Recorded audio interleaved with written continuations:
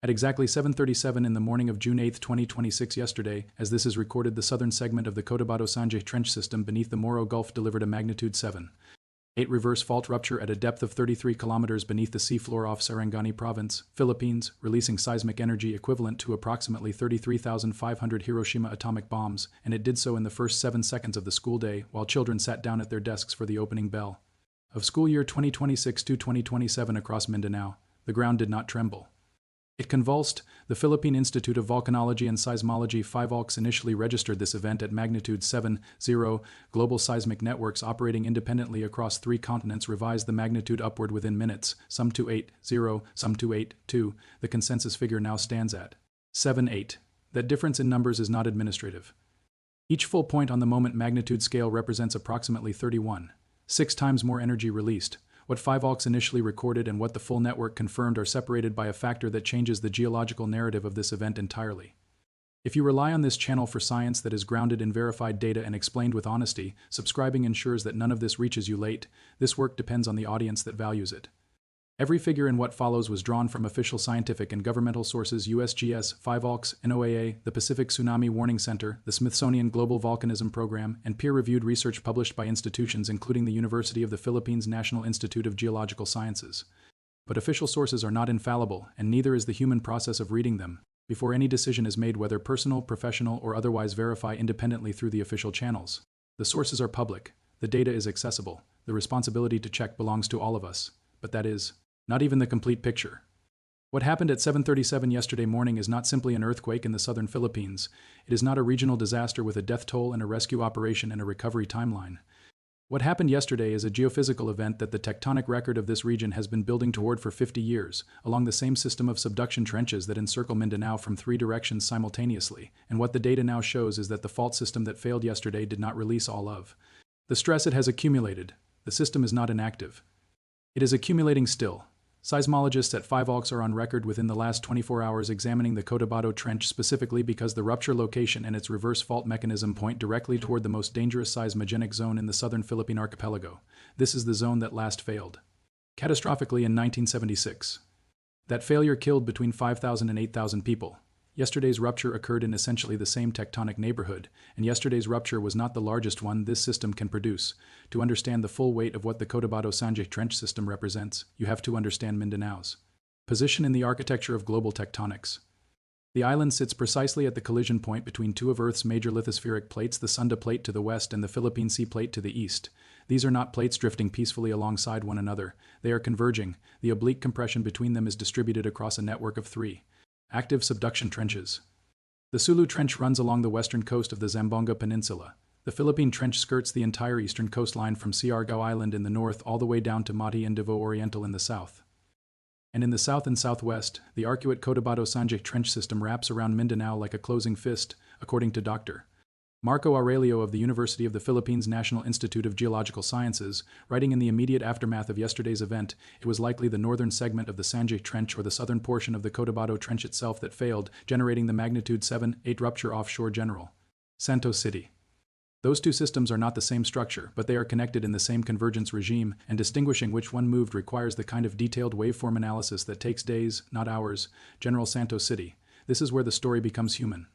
It is a port city of more than 700,000 people, 722,000 by current census estimates, sitting on the southern shore of Mindanao, 32 kilometers northeast of the epicenter as determined by PHIVOLCS at coordinates 05, 57 degrees north, 124, 98 degrees east. This city is the regional hub of the tuna export industry, one of the largest in Asia. It is a city of fishing families and commercial fleets and universities and hospitals and fast food restaurants at street corners and school children in blue and white uniforms walking through gates on the first morning of a new academic year at 7:37 am. As those children reach their classrooms, PHIVOLCS recorded intensity 7 shaking in General Santos, classified as destructive, a level at which most people are unable to stand, objects fall, and poorly built structures either collapse or sustain critical structural compromise. Residents interviewed in the hours that followed described the ground moving not in a single wave but in consecutive, overlapping pulses. Rod Sazmia, regional director of the Office of Civil Defense for the Soxargen region, was traveling by vehicle through General Santos when the earthquake struck. He told the Associated Press, "Our pickup truck suddenly jerked and I thought we had a flat tire. The shaking was very strong and people dashed out of houses into the streets. Edner Dianghirang, a senior disaster response official in Davao City 160 kilometers northeast of the epicenter, told the same news agency that he could hardly stand and keep his balance when the ground shook as he was leaving his house. Davao is not near the epicenter. The energy that reached Davao 160 kilometers away still made a senior disaster official unable to stand on his own 2 feet. The death toll as of the morning of June 9, 2026 today stands at a confirmed 35. More than 200 people are injured. At least 12 remain missing. These numbers will change. Authorities themselves have stated they may take several days to reach the more remote rural villages in Sarangani province, where roads are damaged and communications are interrupted. Among those confirmed dead, at least 9 were killed in General Santos City itself, crushed by collapsing walls, trapped under falling debris in buildings that failed their structural mandate in the first 30 seconds of shaking. At St. Elizabeth Hospital in General Santos, sections of the building sustained severe damage. Patients and medical personnel were forced to evacuate and set up temporary operations outside the main hospital structure, a hospital functioning outside its own walls, treating the injured from an earthquake while aftershocks continue. At Notre Dame of Dadiangas University, a building was photographed mid-collapse, its upper floors folding downward as the ground shook beneath it. At Mahayahe Elementary School, the screams and cries of children were captured on video as they sat on the ground outside, unable to stand, while the earth continued to move beneath them. It was their first day of school. 13 of the confirmed dead were killed not by collapsing buildings but by a landslide triggered by the earthquakes. Ground acceleration in Sarangani province. A massive hillside released, and it released onto houses. Renee Punzalan, disaster mitigation official for Sarangani province, confirmed the figure to radio network DGBS. 13 people in a mountain village were alive at 7:36 a.m. They were not alive at 7:40. And here is where this account becomes genuinely significant beyond the immediate casualty numbers. The landslide is not a secondary event. It is a direct mechanical consequence of the seismic loading on saturated hillside soils, and it is the kind of secondary hazard that earthquake science has documented repeatedly in this region. The earthquake moves the ground fails. What was a hillside becomes a projectile. What was a house becomes a grave. This is not metaphor. This is the documented physical sequence, and it happens in minutes that are not hours, and in this context, that difference is everything. By 11 a.m. local time, 5 had recorded 138 aftershocks. 9 of those 138 were strong enough to be felt by residents. Their magnitudes ranged from 1, 3 to 6, 7. A magnitude 6, 7 aftershock is not a small event by global standards. A standalone 6, 7 magnitude earthquake is classified as a major earthquake, capable of causing substantial damage in populated areas. Here it is listed as an aftershock at 10:52 p.m. on June 8, a magnitude 5. 3 earthquakes struck off the coast of Balut Island in Sarangani, another aftershock, shallow, tectonic, at a depth of 4 kilometers. The width of the rupture zone above that hypocenter is measured not in geological abstraction but in the distance between the ground surface and the top of a fault plane that is still adjusting, still redistributing stress, still finding new equilibrium in a system that has not finished moving. People in General Santos City spent last night in evacuation centers and in the streets, sleeping outside their homes because their homes were either damaged or because they knew the way people who live in earthquake country know that the ground had not finished speaking.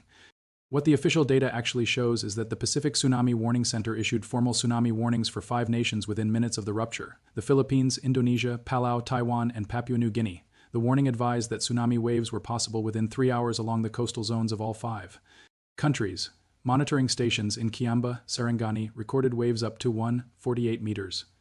In at least one coastal village in Zamboanga del Sur, 6 houses built on stilts over the water were damaged by the combination of the ground shaking and the elevated wave action. Smaller tsunami waves were detected in Indonesia, Malaysia, Palau, and as far north as the southern coasts of Japan. 5 canceled the tsunami warning for southern Mindanao at 3:19 p.m. on June 8, approximately 8 hours after the rupture, confirming that observed waves were insufficient to cause widespread coastal damage. The Pacific Tsunami Warning Center declared the immediate tsunami threat largely passed approximately 5 hours after the event. But the issuance of those warnings, the fact that 5 nations were placed on evacuation alert within minutes of a single seafloor rupture off Sarangani, speaks to what this system is capable of producing and what it has produced before. August 17, 1976. Hold that date at 12:11 in the morning, while almost the entire population of southern Mindanao was asleep, a magnitude 8.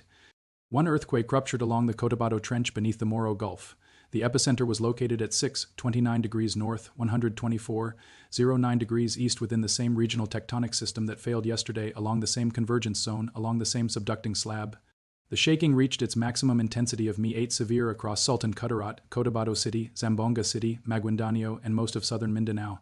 And then, within 2 to 5 minutes of the initial shaking, with no warning system, no alert infrastructure, no coastal evacuation protocol, the ocean moved, the tsunami that the 1976 rupture generated reached 9 meters in some locations. In the town of Lebak in Sultan Kudarat, the wave height exceeded 9 meters. In Kiamba, the same Kiamba that recorded 1.48-meter waves yesterday, the 1976 tsunami inundated more than 700 meters inland from the coastline. A 9-meter wave traveling 700 meters inland does not leave a structure standing. It does not distinguish between a hospital and a house and a market stall and a fishing boat pulled above the tide line. The 1976 tsunami affected 700 kilometers of coastline along the Moro Gulf and the North Salib Sea, that is 700 continuous kilometers of coastline, swept. In Cotabato City, 1,500 people died from collapsed structures and flooding in a city of 100,000, in Pagadian, more than 2,000. Fatalities were recorded, many of them recovered from beaches and shorelines days after the event. The total death toll from the 1976 Moro Gulf earthquake and tsunami stands officially at between 5,000 and 8,000 people. The true number, researchers have argued, may be higher because the remote coastal communities most severely affected were among the least accessible for casualty documentation. The tsunami, according to 5ALK's post-event analysis, was responsible for 85% of all deaths, 85%. The earthquake was the trigger. The ocean was the instrument. This is not a hypothesis. This is documented in the geological record and in the official archive of the Philippine Institute of Volcanology and Seismology. The Cotabato Trench killed 8,000 people in 1976. Yesterday, a rupture in the same tectonic system killed 35 and injured more than 200. The difference in those two numbers is not geology. The difference is warning time, evacuation infrastructure, and one crucial fact. Yesterday's rupture, at a moment magnitude of 7.8, released substantially less total energy than the 1976 event at magnitude 8.1. On the moment magnitude scale, that difference of 0.3 units represents a factor of approximately 2.8 times less energy. Yesterday's earthquake was not the 1976 earthquake. It was not the system at its maximum. It was the system releasing a fraction of what it can release, and even that fraction killed 35 people, injured 200, and sent tsunami warnings to 5 nations. This is not an isolated event. The question is not whether, the question is when. Since 1900, USGS and global seismic networks have recorded 64 major earthquakes of magnitude 7.0 or above within a 500-kilometer radius of yesterday's epicenter. 64 events in 126 years in a single 500-kilometer circle. The most recent before yesterday was a magnitude 7.3 on October 10, 2025, 8 months ago. The October 2025 earthquake was followed in the same month by a 7.4 and a 6.7. Wikipedia confirms. Yesterday's 7.8 is the strongest earthquake to strike the Philippines since 1990. 36 years of accumulated seismic strain across one of the most seismically active archipelagos on the planet, and it took one reverse fault rupture off Sarangani at 7:37 in the morning to mark the end of that interval. The system had been counting, the system is still counting, the connected systems that surround this event extend far beyond the Cotabato Trench. Mindanao sits not only within a network of active subduction zones but directly within the Pacific Ring of Fire, the 4,000-kilometer horseshoe of tectonic boundaries that accounts for approximately 90% of all earthquakes on Earth and approximately 75% of all active volcanoes. The same convergence between the Sunda Plate and the Philippine Sea Plate that drives the Cotabato Trench also drives the central Mindanao volcanic belt, where active volcanic systems are monitored continuously by 5ALKs. The strike-slip component of the plate convergence is accommodated partly by the Philippine Fault System, a 1,200-kilometer-long sinistral strike-slip fault running almost the entire length of the Philippine archipelago, and partly by the Cotabato Fault System, a network of northwest to southeast trending faults forming the boundary between the Cotabato Arc and the central Mindanao volcanic belt. These systems are not independent. A major rupture on a thrust fault in the subduction zone loads stress onto adjacent strike-slip segments. The geological principle of Coulomb stress transfer, the redistribution of tectonic stress following a major earthquake, means that the 7.8 rupture of June 8, 2026 has mathematically altered the stress state of every fault segment it borders. This is not speculative seismology. This is documented physical law. Where the stress went and when the next segment will respond is precisely what makes earthquake prediction, even with the most advanced instrument networks on Earth, still an open and unresolved scientific problem. Ocean temperature adds another layer. The Western Pacific and the Salib Sea region have recorded elevated sea surface temperatures in recent years, a documented consequence of the broader pattern of ocean heat accumulation that has been measured by NOAA buoys and satellite altimetry systems across the Indo-Pacific basin. The relationship between ocean temperature anomalies, sediment loading on subducting slabs, and the poor pressure conditions in subduction zone fault plains is an active area of research. What is known is that warmer, wetter conditions in subduction zones can affect the conditions under which fault rupture initiates and propagates. This does not mean the ocean caused yesterday's earthquake. It means the earthquake does not exist in isolation from the oceanic and atmospheric systems surrounding it. Earth is a single interconnected system. What moves in one place sends its signal outward to places no one is watching yet. In the mountains above Sarangani province, there are villages whose names do not appear in international news coverage. Small communities on hillsides that produce vegetables for the markets of General Santos City farms with goats and chickens and children who also woke up on June 8 on their first day of school. Some of those villages have already been reached by disaster response officials. Some have not. The roads that connect them to the provincial highway network were damaged or blocked by landslides triggered by the same ground acceleration that collapsed buildings in General Santos. The 13 people killed by the landslide in the Sarangani highlands were almost certainly not in an area any monitoring agency would have designated as a priority evacuation zone. They were simply living in a mountain community in a region where the ground has been geologically active for millions of years and will be geologically active for millions more. The question those people would ask if they had access to the seismic data in front of us right now is not complicated. It is the same question any of us would ask: how much warning would we have had? Five Oaks issued tsunami warnings. The Pacific Tsunami Warning Center issued coastal evacuation notices within minutes. For the people on the coast, there was warning. For the people in the mountains above Sarangani, the landslide arrived with no warning interval at all. Seconds, not minutes, not hours. Seconds between the initial ground acceleration and the mass displacement that ended 13 lives before the school day had properly begun. As of the morning of June 9, 2026, General Santos International Airport has sustained structural damage and remains under assessment. Flights have been cancelled on June 9 and 10. St. Elizabeth Hospital continues to operate under emergency conditions. A key access bridge in the city has been cracked and is under structural inspection. The Bureau of Fire Protection is conducting search and rescue operations in a damaged commercial building and a warehouse. The 1002nd Infantry Baguas Brigade of the Philippine Army has been mobilized. Philippine President Ferdinand Marcos, JRB, has ordered the cancellation of classes across affected provinces and directed all disaster response agencies to deploy immediately, stating publicly that the national government will not leave Mindanao behind.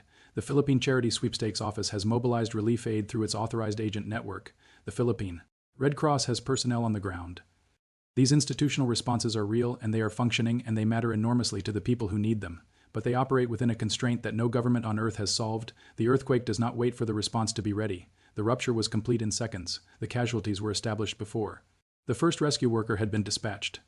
Scientists choose their language carefully here, and that careful language is itself the warning. Five Oaks is not stating that the seismic sequence is over. The agency is monitoring for aftershocks and has urged coastal residents to remain alert for natural warning signs: sudden seawater retreat, anomalous wave behavior even after the formal tsunami warning was cancelled. This is the language of institutions that understand. The difference between the immediate threat has passed and the sequence is finished. Those are not the same sentence. The 138 aftershocks recorded by 11 a.m. on June 8 represent the fault system adjusting to its new stress state after the main rupture. Every one of those adjustments sends its own wave of energy outward. The magnitude 6.7 aftershock, which would have been headline news on any day other than the day after a 7.8 struck while rescue operations were already underway, workers in damaged buildings, search teams in landslide zones, hospital personnel operating outside their own walls. A 6.7 aftershock is not background noise to people working in compromised structures. It is a second event on top of the first. From 1900 to today, 64 magnitude 7.0 or above earthquakes have struck within 500 kilometers of yesterday's epicenter. 64 major earthquakes in 126 years. That is, an average of one major earthquake every 2 years within a geographic zone that contains tens of millions of people. General Santos City alone, one city, one port, one hub of the tuna fishing industry, holds 722,000 human lives in its urban boundary. The surrounding Soxargen region that it anchors holds millions more. South Cotabato, Sultan Kudarat, Sarangani, Cotabato City. These are not small places. They are densely populated communities built on the same geological foundation that has been rupturing since long before the first human settlement arrived on this island. The geological record does not negotiate. It accumulates stress, and then it releases stress, and the human infrastructure that has been built above that cycle either holds or it does not. The strongest earthquake to hit the Philippines since 1990. Those 9 words carry inside them everything this event demands we understand about the relationship between geological time and human memory. 36 years felt like a long time. 36 years without a magnitude 7.8 or above event in this country allowed infrastructure to age, building codes to be imperfectly enforced, public seismic awareness to fade from the acute level that follows a catastrophe toward the ambient background hum of people going about their lives. People who were children in 1990 are now 36 years old with their own children and school children who sat down at desks yesterday morning on the first day of term and felt the floor move beneath them before the teacher had a chance to take attendance. The seismograph at Poshan Station in Hong Kong, 2,190 kilometers from the epicenter, recorded the arrival of the P wave from yesterday's rupture at 7:42 a.m. Hong Kong time, approximately 5 minutes after origin. 5 minutes for the energy of a 7.8 magnitude reverse fault rupture to travel 2,190 kilometers through the solid rock of the Earth's crust and register on an instrument half a continent away. The energy that reached Hong Kong as a faint trace on a seismograph was the same energy that collapsed buildings, triggered landslides, and generated tsunami waves across 5 nations at its source. The planet shares its signals. It shares them whether we are paying attention or not. What the geological record of the Cotabato-Sangihe Trench system holds, documented in peer-reviewed research and in the data archives of 5AUX and USGS, is this: the subduction of the Sunda Plate beneath the Philippine Sea Plate along this boundary continues at a rate estimated in centimeters per year. Centimeters per year sounds slow. Over decades, it becomes meters of accumulated elastic strain. Over a century, it becomes the kind of stored energy that a magnitude 8. One earthquake releases in 40 seconds and kills 8,000 people. The 1976 event released a portion of that accumulation. In the 50 years since 1976, the plates have continued to converge. The strain has continued to accumulate. Yesterday's 7.8 magnitude event released energy.